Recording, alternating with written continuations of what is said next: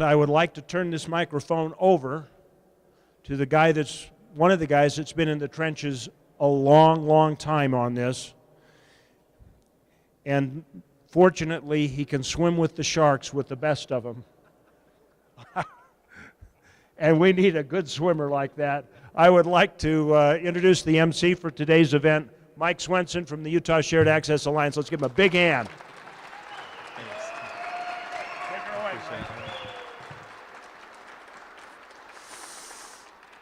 Awesome. As it reverberates. Hey, appreciate you guys taking the time to come out today. It's hard to come out on a snowy Friday afternoon, and we know that there's probably 100 or even 1,000 folks out there who would like to be here for every one of you that's here. Really quickly, there's a number of legislators that had to leave, Representative Noel being one of them. He's with Champion on Our Cause. And Chairman Roger Barris, or former Chairman Roger Barris, all expressed their wishes to all of you, and that they wanted to be here, but they have previous commitments or they live like forever away. And you're all thinking, what are you talking about? Some of us live forever away. So, hey, they really wanted to be here with us. So, we're going to make this fairly brief. We've got some champions here today. You don't want to listen to me, you want to listen to them. So, I'm going to introduce our first speaker. Our first speaker kind of came on the scene just a couple of years ago. Just a dad in West Jordan, Utah who wanted to make a difference. It's kind of how he describes himself. Last year I got the pleasure and opportunity to meet Representative Ken Ivory. He came to me and said, I have a crazy idea. We're going to take back the public lands in the state of Utah and have the state own them and manage them. And I thought, holy cow, this guy is nuts. Okay, so we sat down and talked with Ken, and I realized he wasn't nuts. Well, mostly.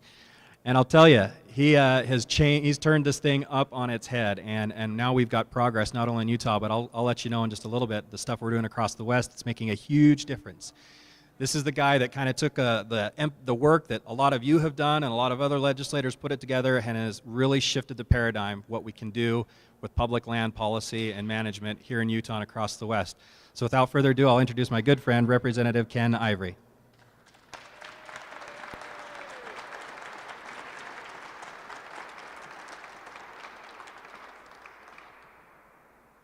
What an honor, guys. This is such a great time to be alive.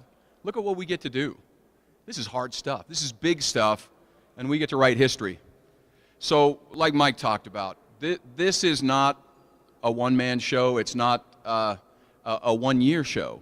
We've been building for years, and this weight that you've been building and bringing and supporting these good representatives here and at the national level, it's starting to break through because we know it's time. Let me tell you just a couple stories, okay?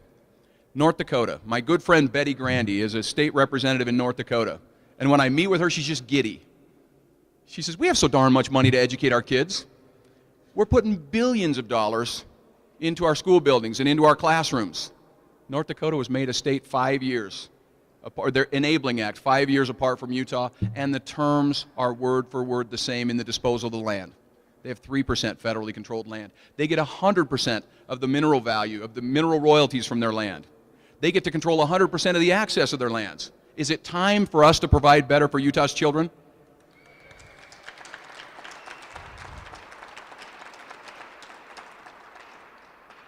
Let's talk about our roads that you know so well. Federal government shut down 18,000 roads. And with it, our access and our economy and our way of life. Is it time for Utahns to control access to Utah?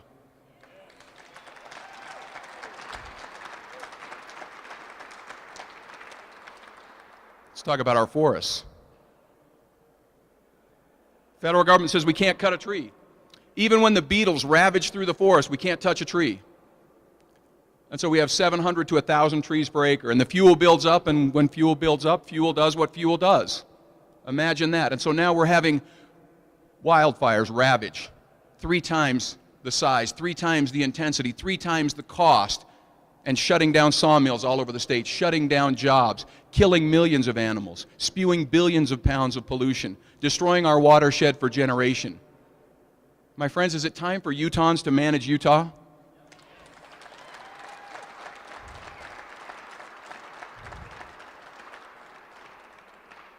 Let's talk about Illinois and Missouri and Arkansas and that great western state of Florida. Florida once said that we're worse off than all the western states because the federal government's controlling our land.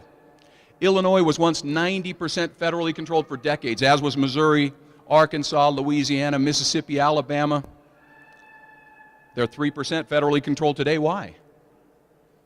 They knew their history. They knew their rights. They banded together, and they simply refused to take no for an answer. Is it time for Utah to secure control to Utah just like it's already been done before?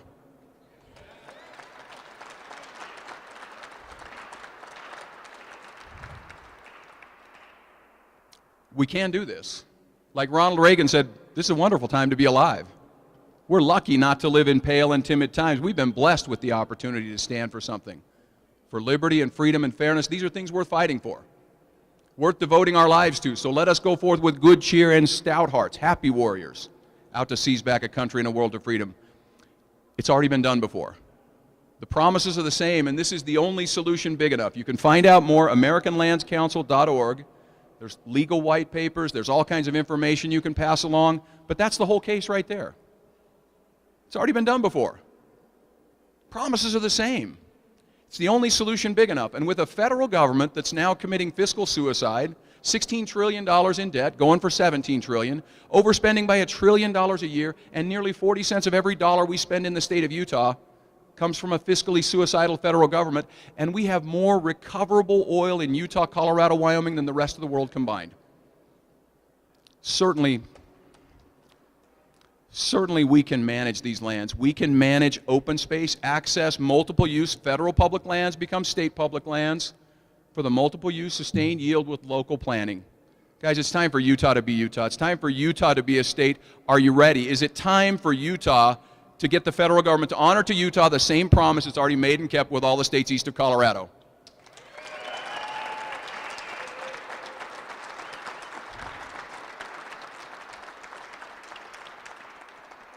Mike's going to tell you about what's happening, what you've started right here, what your energy has started in giving support to your representatives here and at the national level is spreading throughout the western states. This is going to be a long education. It's going to be a challenging fight, but if Utah can't do it, who can?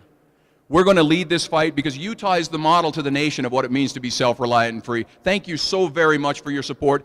Continue the fight.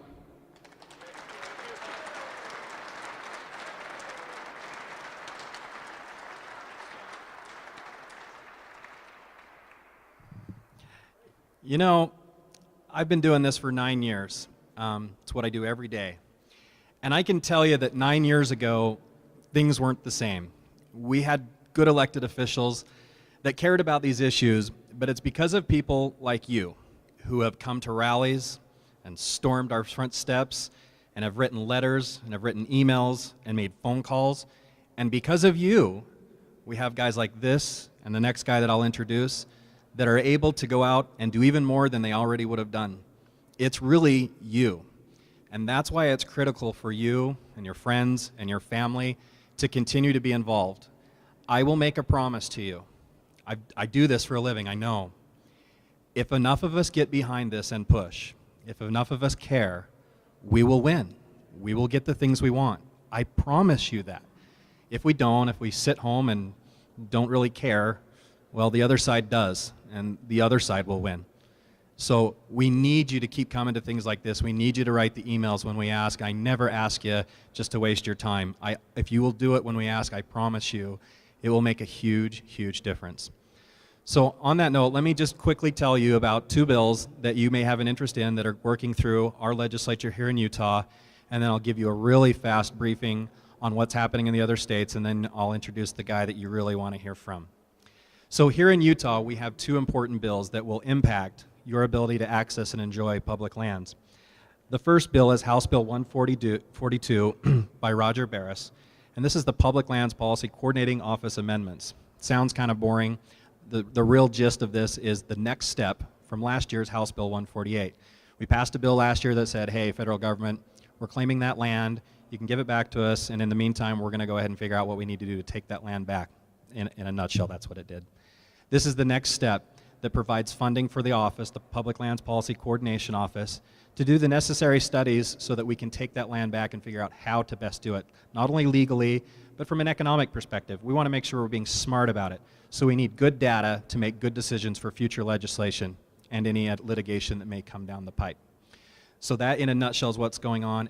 USA All supports House Bill 142. The next one is Senate Bill 73. This is the Outdoor Recreation Office Act. In November, we got a call from the governor's office that said, we've got this idea. We want to create a recreation office. The outdoor retailers are up here, and they've kind of yanked our chain, and we need you guys to represent the off-road vehicle community. So I came up here. We met very often to provide recommendations to the governor. We were the only group representing off-road. In fact, we were the only group that wasn't, frankly, a greenie, to be honest with you. And we managed to make recommendations that we really could get behind and really support. And the governor accepted our recommendations and created an office that will address recreation policy, interface with state and local governments, federal government, listen to you all about your recreational needs. And we realized that if we stay engaged and become involved with this, it'll be a big deal. Well, now we have a bill that will make an appropriation so that they can hire a director, and they gave that director some marching orders. USAL has been involved in the crafting of that bill, and we put our stamp of approval on it. I got to tell you, it was the weirdest day of my life today. I walked around with a lobbyist from the outdoor retailers, which is not somebody I would normally hang out with, and we were telling legislators that we both supported something. Again, that's not very normal, but it's true. We really like this, and let me tell you, if we were to ignore this issue, they would get it done anyway, and we might not like the results, so it's important for us to stay engaged.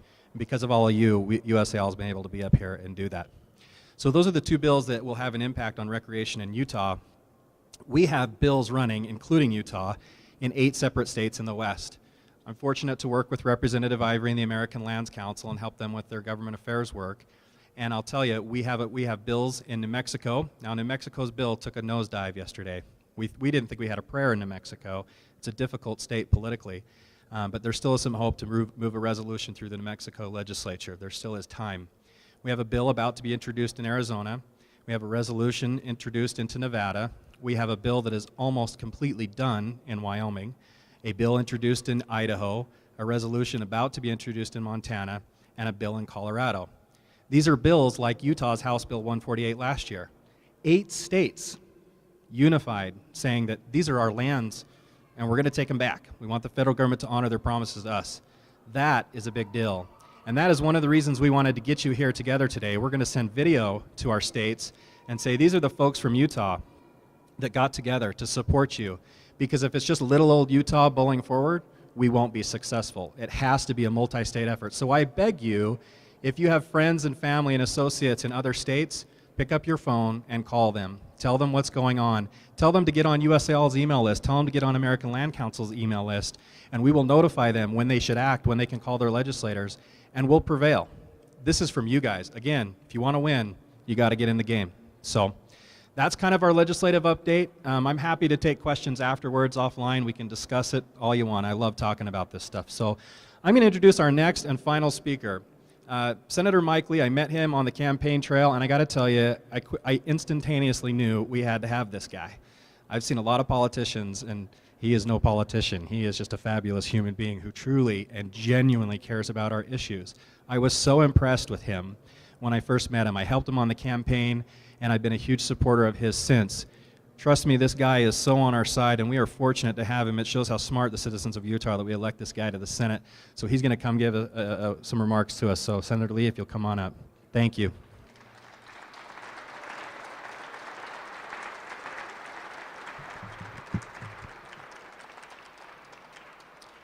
Thank you. Thank you very much. And thanks to all of you for joining us. I was shocked a little bit when I heard myself introduced as a politician. Always makes me nervous. I seem to have a history of choosing hated professions. I was a lawyer in my past profession, and when I went into politics, I went into an even more hated profession. In order to be any more hated, I might have to be a door-to-door insurance salesman or a used car salesman or something like that.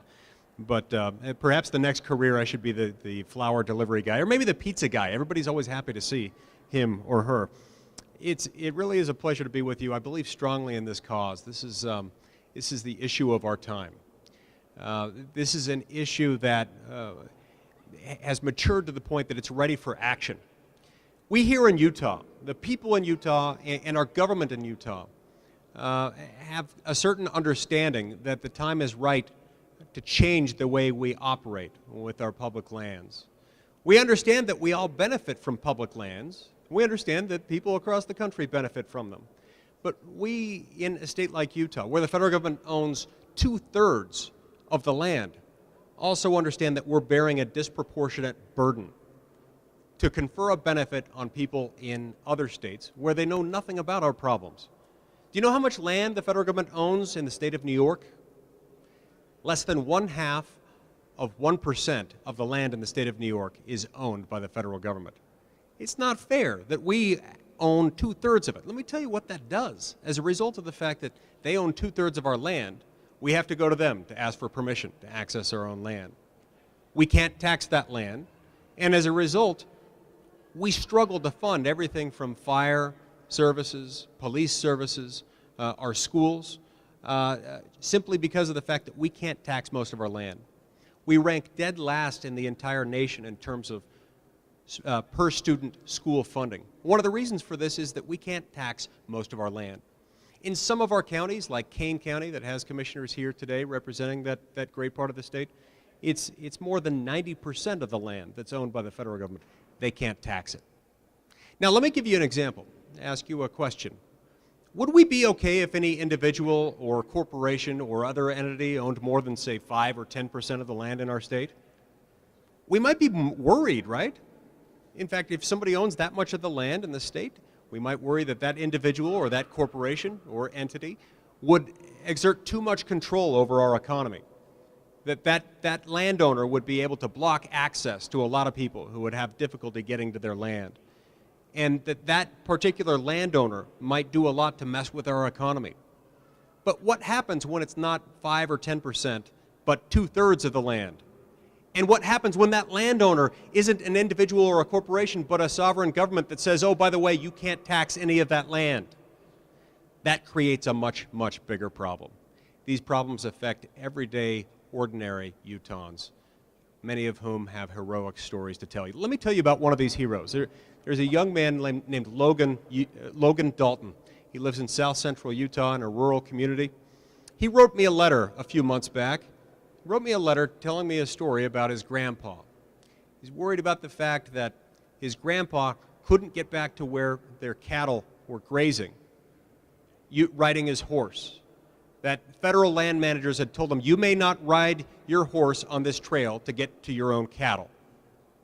And he said, the problem we have is unless my grandpa can ride his horse to get to the cattle, he can't make it back there to oversee them because he's old and he has emphysema.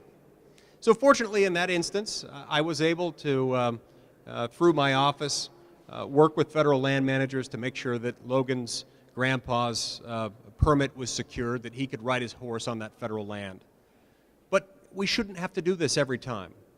We shouldn't have to ask Mother May I in order to tap into the rich natural resources that we have in our state. We shouldn't have to ask Mother May I in order to undertake reasonable recreational activities in our state. We shouldn't have to ask Mother May I every time we want to engage in environmentally responsible energy production in our state.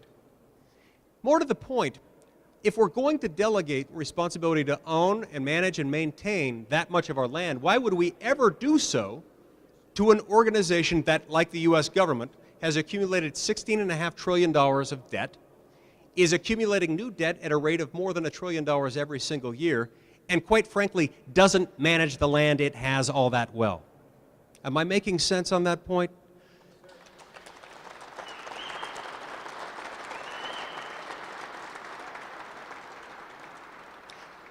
And so as we confront the challenges of our time, the need that we have to educate our children here in Utah well, as we confront the challenges that we face from Washington, like budget sequestration, which threatens to undermine our ability to provide for our national defense, as we confront all of these many challenges, why would we want to continue the status quo of complete federal ownership of 2/3 of our state and at the same time shut out all the energy production opportunities and all the recreational opportunities that are currently foreclosed to us? We don't want that. We need to have a dialogue, a national dialogue that allows us to come together as Republicans and Democrats, as conservatives and liberals, where we say we're going to utilize that which is properly ours, and most importantly, we need to figure out, to the extent we're going to have public land, which I think most of us agree we should have public land, who manages it? who pays for it? And who suffers from the burden associated with it alone? It's not fair that residents of our state should bear the burden and not have any of that burden borne by the people of New York, for example. They're great people, but so are we, and we ought to benefit the same way that they do.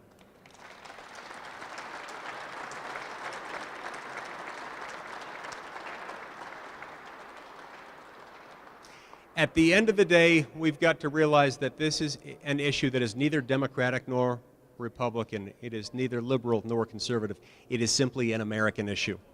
This is our time. This is our moment. Let's not shun the fight. Let's keep working toward a solution that will benefit all Utahns and all Americans. May God bless the sovereign state of Utah, and may God bless America. Thank you very much.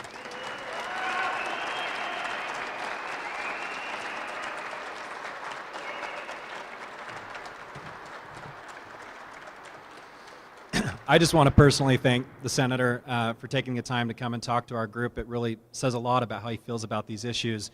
And we're fortunate to have such an influential leader in the United States Senate on our side. Let's give another round of applause for Senator Lee and Representative Ivory.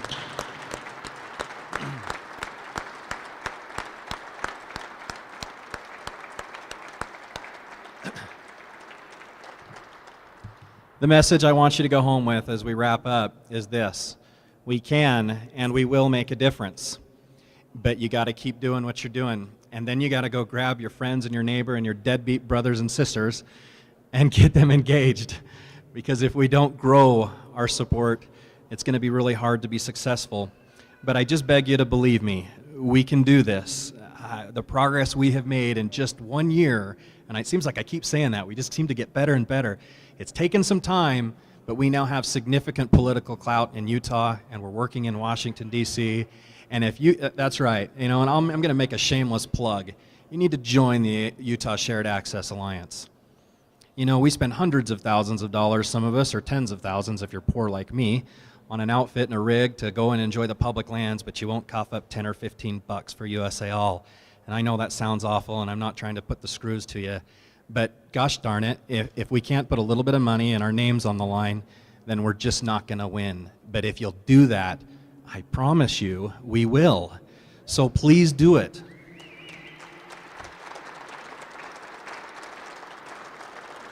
And then lastly, I just want to thank you from the bottom of my heart. My job is insane, and I get to represent, I have the honor of representing a lot of you up here, and when you come, you make my job a lot easier, and it's because of you that we're able to get things done. So I want to thank you for taking your time and spending your money and your energy to come up here on a snowy Friday night. So thank you so much. I'm going to throw the mic back to Chad Booth, and with that, thank you so much. All right, Mike. Hey, let's give a big round of applause to Mike Swenson. Let's give a big round of applause to the delegation from the BlueRibbon Coalition who's out here in the crowd, to Cindy Medford and all of the people from Take Back Utah. These organizations, rock on. You guys, TBU, they have been here to create these events, and we appreciate it. We appreciate the support from all the clubs. Thank you all so very much. I can't reiterate what Mike said. You know, it's got to be awfully humbling to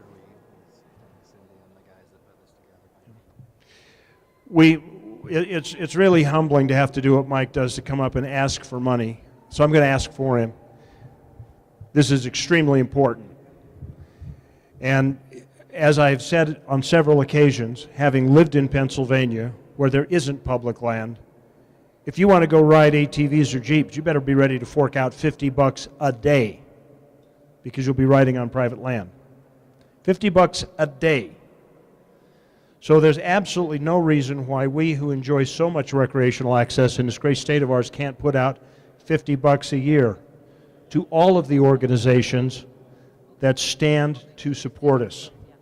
To Mike, to BlueRibbon, to TBU. So that is your challenge. One more time, a round of applause for all the people who are going to put this together.